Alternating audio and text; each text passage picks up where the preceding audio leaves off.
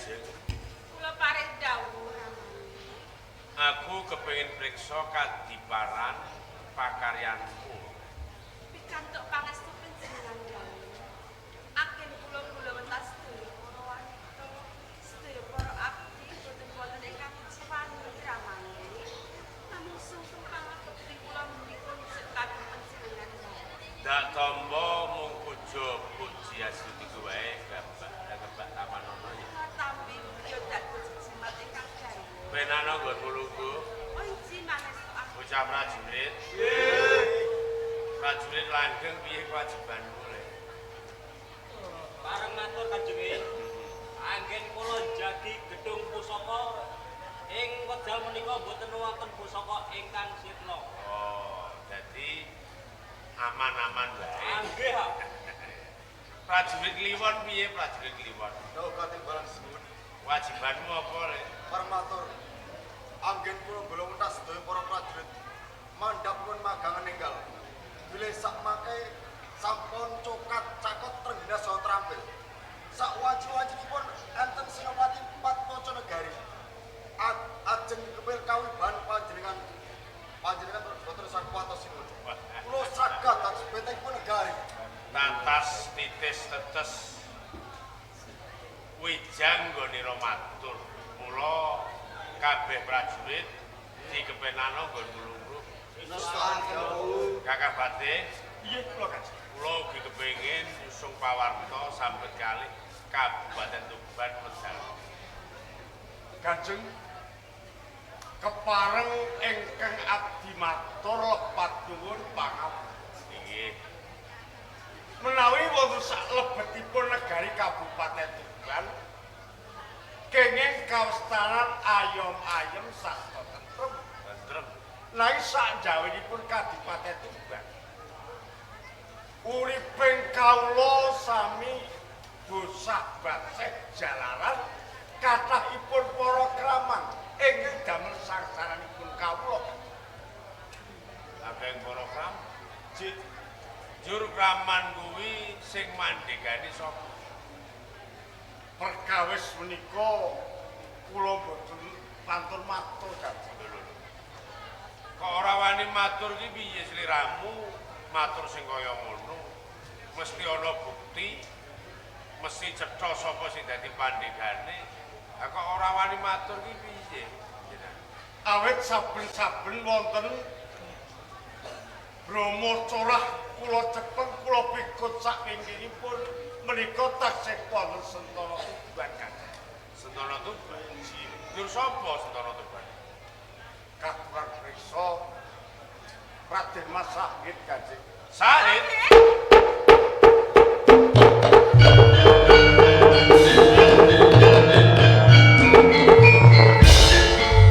Ketika panjenengan menika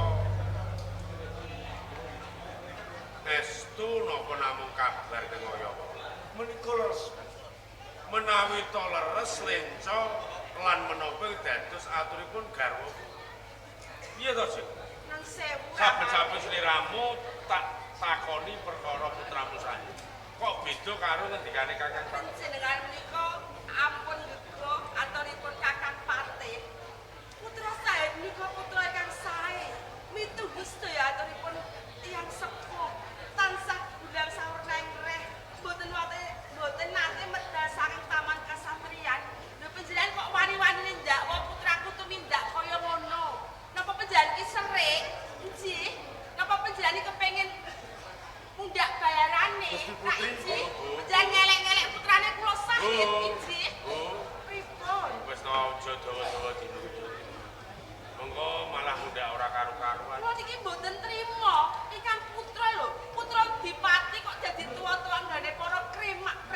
Ahyane dinawar kanthi jero. Kuwi ora tinemu ing akal. Sita ramane. Saiki putraku, Putra putra pengayomaning Tuban. Bondo tuwa. Kok nganti dadi pandegane para kraman. Anji. Yen mika dos pundi to, Kakang? Nuwun sewu. Kula dados parangka panjenengan. Menika mboten namung setahun kalih taun. Selawinipun Kanjeng Dipati Wilotikta lenggah ing Kabupaten Tuban, kula nglakani panjenengan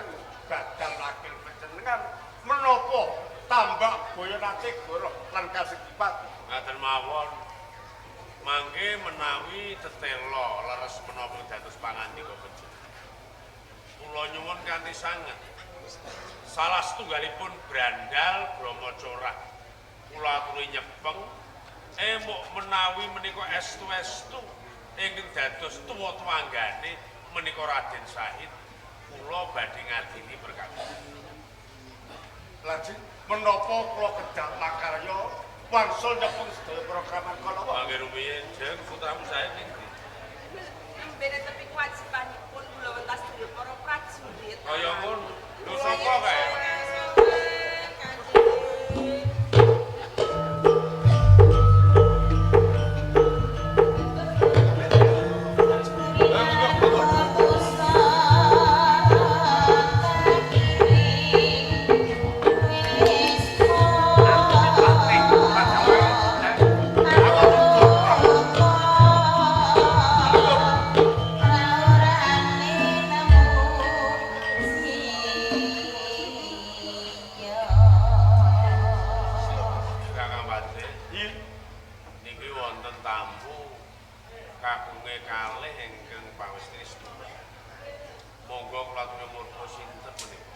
Menapa panjenenganipun Kanjeng Bupati Pangling kalih priyayi Estu kula mboten ngertos sinten. Lah menika kawula panjenengan saking Brondong. Coba tumenga. Ya. Lho. Pengulu Brondong. Nggih Gusti Adipati. Kula niku nggih Pangling. Nek teng foto niku hitam putih mboten ngoten niku gambar. Napa nggih? Apa kok hitam putih menika foto Benten kalih kasunyatane. Menawi sapunika Nek kasunyatan niku ya abang ngono. kok malasan saya bagus ya. Bener pengulu Brondong. Injih Gusti Adipati. Aku ra samad. Tembunge kaya sastra ngayujokan. Oh, Kok gadah. lambene menika lho. Apanya lambene rada kuwing. Sini ya, Pak. Pengulu Brondong Dawuh dalem katimbalan dalem. kaya Bagong Sutresno. Oh, mirip. Munggah pendopo ing Kabupaten Tuban nganti bocah loro. Kuwi tenane sapa lan apa karepmu pengi? Saderengipun mandor kula badhe. Pak, Matur. iki ning kabupaten Sopan. Jane kula keliru salah. Iya to. Matur. Tembungmu genah kleru Kados pundi? saderengipun kula mati. Oh dadak mandor. Lho, Mandor ning guri gone. Gusti Adipati. Heeh. Saderengipun kula matur nyuwun tadheng kula ingkang kathah. Iya. Saderengipun kula ngancikaken wonten ngajengipun gapura sinebet urang. Mripatmu gene kuwi mripatmu. Nuwun sewu Ndara Aku yang lirik bojoku. Boten. Kok kaya Saderengipun kula wonten sak ngajengipun gapura sinebet urang niku sampun panggih prajurit kalih ing Ijak. Oh iya. Kuwi prajurit penamping. Terus Kula matur menapa wontenipun menawi badhe sowan wonten ing Kabupaten Tuban. kaya ngono. Dumadakan kula kaprih nenggo wonten ing Siti Inggil ngentosi dawuh saking Lah Kabupaten. sawise kowe ngenteni ning Sitinggil piye? Nggih rada garing wong kesuwen. Aning ra wis lah golek pawal. Nggih lajeng wonten abdi dipun parengaken kula mlebet wonten ing pendhapian. Saiki wis kelakon bungane pendopo. Matur suwun sanget. Mangke kalau kepenjenenganku Saderengipun matur kula nyuwun pangapunten. ya wis wit apro wit mangko wit teko tak apro. Sembah kula mugi Gusti. Ya sapadha-padha. Estunipun kula minggah ambaling pendopo Kabupaten Tuban menika lak wonten perkawis Ya bokongmu kok obah terus. ingkang gadah perkawis menika mboten kula sejatosipun. Lah nek ora kowe kok kowe sing munggah pendopo. Lho kula namung ngeteraken. Oh, ngaterke. Yo sing diperkara ki sapa? Romelah niku anak kula. Ah, ora percaya. Anak kula saestu. Ora percaya. Kula menika nikah 1988. Ora ngandel. Saestu. Lah kowe wong lanang kok manak? Iya. Sama sesetar. Anakipun bojo kula nanging kula satra matria. Anak bojoku lantaran kowe. Dadi kuwi anakmu. Inggih. Jenenge Romlah. Titik romo. Mendadak nganggo wiwi bareng. Romlah. Alitipun sakit-sakit lajeng kula gandeng rumah. Oh, ngoten. Ya wis ngene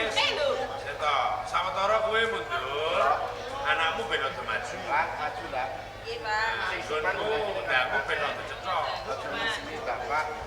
Bapak iki penghulu wong kajen ning Grondo. Maju lah. Maju. Maju ora apa-apa. Maju ra apa-apa wis diparengake. Kok bapakmu kan mundur. Mundur sampean. Sampeyan mundur, Pak, Pak. aja mundur. Sampai ngeterke kok dadak ning ngarep. Maju meneh mboten iki. Ya wis ning kono wae. Iki mawon. Maju ya ora apa. Bener jenengmu Romplah. Anggih, Kanjeng. Lah, kowe munggah pendopo mergo diterke bapakmu. Nggih. Terus kandhane bapakmu sing duwe perkara kowe. Laras. Banjur perkaramu apa? Kanjeng, ngantos kula menika minggah wonten ing pendhapi ageng, kula nyuwun dipun urus-urusi Kanjeng. Dadi kowe munggah pendopo, Nggih. kepanggih karo aku, njaluk diurus-urusi. Anggih. Lah terus upama aku ngurusi marang kowe, sing tak urusi kowe apa? Kula niki sampun meteng. Piye? Kowe meteng? Nggih, kula mbobot. Pemlah, kowe meteng? Sowan ursane kanjenge njaluk diurus-urusi. Kula nyuwun tanggung jawab. Njaluk tanggung jawab kanjenge. Nggih. Sampun cetha jiramane. Dados panjenengan iki tumindak sedeng kalih Romplah. Dupeh kula menika pun tuwa, kula ditanding-tandingno rasa, ditanding-tandingno rupa karo sing luwih ayu, sing luwih enom. Panjenengan kok meteng lho kados nyampet to ramane. Kula niku mboten ngapusi. Bobot saestu silak panjenengan ramane. Mosek to, Romplah niku gandengan panjenengan simpenan Iya, panjenengan. Romplah. Ya, Jen. Pripun? Coba-coba mentel. Ana perkara kuwi dilembuk sing Sampun cetha, apik. pun cetha ya niku simpenan Sik to. Yo cetha. Ning kudu genah perkarane. Genah niku simpenan panjenengan ngaten. Sik to. Tak durung rampung nggonku ndangku karo Ayo, Romplah. dibak-dibak. Tanganmu iki lho. Ah, kowe aja ngutak-utik wae. Apa panjenengan sih? Diutak-utik Romplah. Iki ngerti bojoku lagi nesu apa ora? Niki duka ta? Iki duka. Kula pegat mawon. Sik to. Kula pegat ramane. Ngono bupati pegatan. Iki pegat ning ngoten kalih. Ya, Jen. Kula. Malah bingung. Mendel. Coba dungokno sing permati ben sliramu ora tumpangso tak dangune meneh ya. Romplah, Nggih, Kanjeng. bener kowe munggah pendopo kepengin ketemu marang aku. Nggih, kepanggih kalih Seto, panjenengan. tanganmu ki aja ngene. Nah kene nesu. Sawise kowe ketemu karo aku njaluk diurus-urusi. Nggih, kula nyuwun diurus-urusi, kula nyuwun tanggung jawab. Kowe njaluk tanggung jawab. Nggih. Mergo kowe meteng. Nggih, kula pun meteng. Wis ora nek meteng. Kertas. Lah iya. Lah kira-kira apa metengmu kuwi karo aku? Kalih panjenengan kok ramane. Pun cetha kok njajak takoni. Ini nononi. Kok kene urung wangsulan kok mbok selip. Ben wangsulan sik ngono lho. Meneng. Pate. Iya. Siap ya. Lah Prajurit. siap. Minangka seksi. Kok nek pancen aku salah ya salah. Nek garwaku sing kleru ya kena to kleroke ya. Ben ora dadi tumpangso. Romplah. Nggih, Kanjeng. Kowe njaluk tak urusi mergo kowe meteng. Nggih, Njaluk tanggung jawab. nyuwun tanggung jawab. Apa metengmu kuwi karo aku? Duh, lah napa? Boten, Kanjeng. Dadi metengmu dudu karo aku. Boten. Eh, Dadi ora karo Kanjeng to, kan? alah. Sun pangapunten kamari. Sok ben meneh ki aja kaya ngono. Injinin pangapunten kula sujono, awit kula tresna kalih. Iya. Kuwi jenenge cemburu picek. Wis karo Kanjeng. Buta. Buta ki nek Indonesia. Lah Jawa. Jawa. ora apik ngono. Ji nyun pangapunten. Ampun wae wong bupati kok di ora-ora malah tak tenani. Ono ngene kok model ngene. Iya tetap pengen. Tekan ora to. Inilah. Ono. Ki cedol nek sing jalari kowe. Sembrono. Aku iki badalake Kanjeng Bupati kira. Jawake nomor kali. Wong sing nomor 2 kapan itu? Kok tau kuwi karepmu. Wis apa dulu? Sampun lah kok nesu kali ini. Nesu ning durung wayah. Lah dipotong. Bener kowe meteng ning karo aku. Boten. Lah terus sing ngandalari kowe meteng sapa? Den Mas Sahid. Raden Sahid.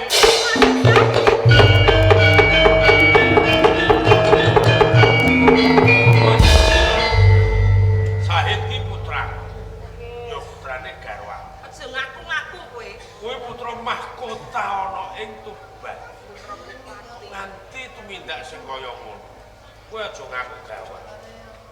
Nek pancen kowe bisa nduduhke bukti yen nyata Raden Sahid tumindak sing kaya ngono aku lagi.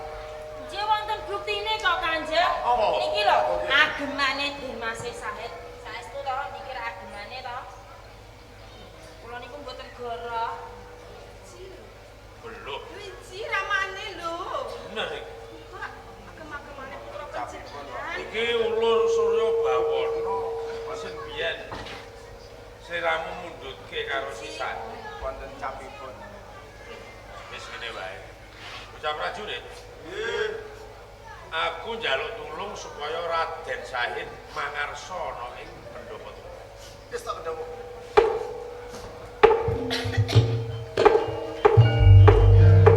Kang Sumarto.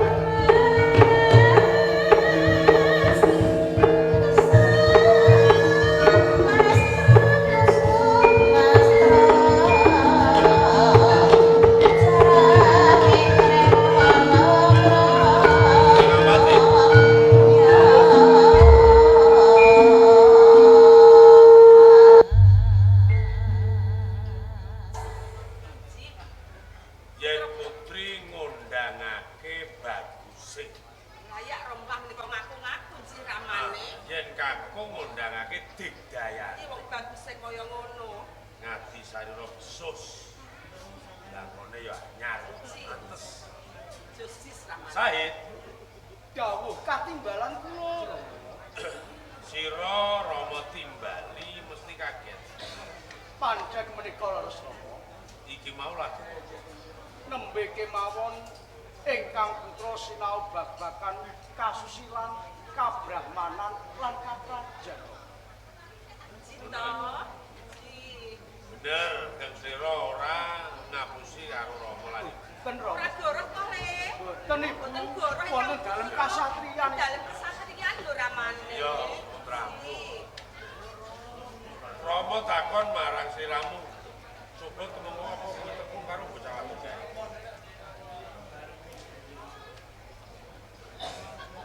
Sahid, Dawuh kula Rama. tak jaluk kowe kudu jujur nek kowe tepung ya kandha tepung. Nek kowe ora kenal ya omong ora kenal. Kula mangertos. Dadi kowe tepung. Jeneng satriya. Jujur. Ya ngono kuwi aku seneng. Nek nyoto kowe tepung karo bocah wadon kae, bener kae jenenge Romlah. Menika leres. Romlah munggah pendopo bareng karo bapakne. Gorowange kae njaluk tanggung jawab. Dene tanggung jawabe Romlah kae wis meteng 3 sasi. Lah sing jalari Romlah meteng ora ana lorone kuwi kuwe. Wangsulana sing Dalem sewu. Menawi to Kanjeng Rama dawuh dumateng kula supados tanggel jawab kalih Romlah sampun Rama. wis Sampun. terus tanggung jawab piye? Ibaratipun kula menika dahar pecel. Kowe mangan sego Pecelipun kula dahar, Pangan. pincukipun kula bucal lajeng kula bayar. Bener, Rak Nek. sampun Rama. Bener, Nek. Menika mujudake tanggel jawab kula kalih Romlah. bener ngono. Sing mboten ramane. Dadi ibarat kowe tuku sego pecel. Tok pangan segane rampung bungkusnya tok buang terus tok bayar. Iki nggonmu bayar. Terus to. Ngoten. Dadi ngono kuwi. Apa nate Rama paring dawuh gula mentah sing kaya mangkono marang Kula tumindak ingkang kados mekaten namung ngestokake dawuhipun Kanjeng Rama. Sik. Kowe matur nek ngestokake dawuhe Rama. Rama nate paring dawuh sing piye? Kula tasih kemutan Rama. Nalika semanten Kanjeng Rama dawuh kalih kula. Ngger sahid sadurunging sira dadi pengayoman ganti marang pun Rama ing Kabupaten Tuban. Sira kudu awor lan wor-wor sakabeng para kawula ana ing Kabupaten Tuban. Wiwit saka Karang Pradesan ana ing Kutaraja, aja nganti mbok bedak-bedakake. Sampun Rama. Dadi perkara biyen Rama nate dawuh keng kaya mangkono. Kowe tak utus supaya wawor lan kawor marang para kawula ing Tuban. Tegese kuwi ora kowe njur terus ngwarisi rumplah ngono kuwi ora. Cukup kowe ngerti kahanane kawula ing Tuban. Lamun wisuke Rama lengser ing dampar kencana. Sing gendani kowe ngerti kahanan jembar ciut kahanan kawula ing Tuban. Ora njur kowe ngwori prawan rumplah kuwi ngono kuwi he. Menawi kula wor-wor kados pundi anggen kula ngraosaken menawi to lombok menika pedes, uyah menika asin, gula menika legi Rama. Dadi tok ibaratake ngono kuwi. Baik. Bocah wadon ki aja tok ibaratake kaya dening lombok gula uyah. Cukup kowe wawor lan kawor. Wis ngene wae. Nek kowe satriya, kowe putra. Putra ing Kabupaten Tuban wis kondang asmane. Saiki aku mbutuhake tanggung jawab. Kowe kudu gelem nikah karo saya. Kanjeng Rama, menawi Rama mojokaken dumateng kula kedani kakale rumplah pilaon kula pejah kemawon Rama. Nggih. Sae. Coba ambalono meneh nggon matur. Timbang kula nikah kali rumplah pilaon kula pejah kemawon Rama. Piye? Nek ngono kowe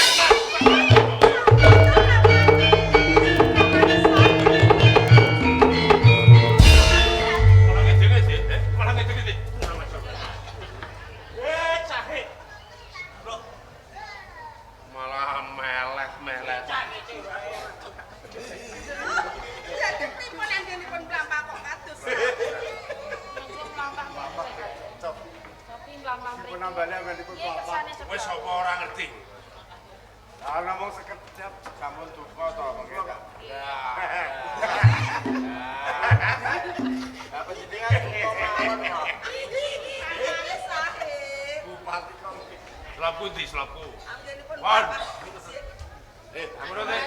Gimana dia gimana? Hari ini durung mate. Tak pateni malah ngiding-ngiding wong. Ya ampun dipun pateni. Ayo kowe kuwi kok. Gula mentah. Karo putra. Angkat pati lho penjenengan kok kurang ajar lho yo. Lho kok. Salah sadar kok. Itu. Kadian iku. Lho, arep tuh ganjaran. Gandeng kowe wis balekno ageman. Aji. Bakal tak ganjar. Bener ta? Lah mengko sithik edeng dudul. Oh, jenengan mboten sah. Iluk karo ngadong. Iluk karo ngadong. Iluk. Lah wong sapa wis ganjaran. Ayo ageman kok sampe. Orang tua. Manggone ki ora kuno ya kakak pati. Dan iki terus pripun anak? Lah ngene lho, Pak. Lah kae yo apa meteng nisan. Enggak Kanjeng kula peteng. Pertanyaane piye kok bisa ngawur? Pripun Kanjeng? Apa kowe itu galih meteng? dipun wanoaken nami kula Joko Panggung Kanjeng. Joko Panggung. Kula menika rak katresnanipun si Romplah. Ning sareng Romplah menika pinanggih kalian Dimas Sahid. Kapilut satemah Romplah tresna kalih Dimas Sahid. Apa bener? Lah kowe ngono kok dadi bocah wadon ora kenceng kembenmu. Kang Lah kula nggih kok Kanjeng. wingi-wingi yo Kanjeng. Calon mantu kula. Wis to ngene bae. Kowe balen karo si Joko Panggung. Waduh, Kanjenge sampeyan iku apun gojek to Kanjeng. Iki tenan jeng. Lah kok malah kan balen niku pripun? Mergo putraku wis minggat saka ing Kabupaten Tuban. Nggih. Mesake bayi sing digembol kuwi tetep tak daku dadi wayahku. Ning kudu ana sing tanggung jawab.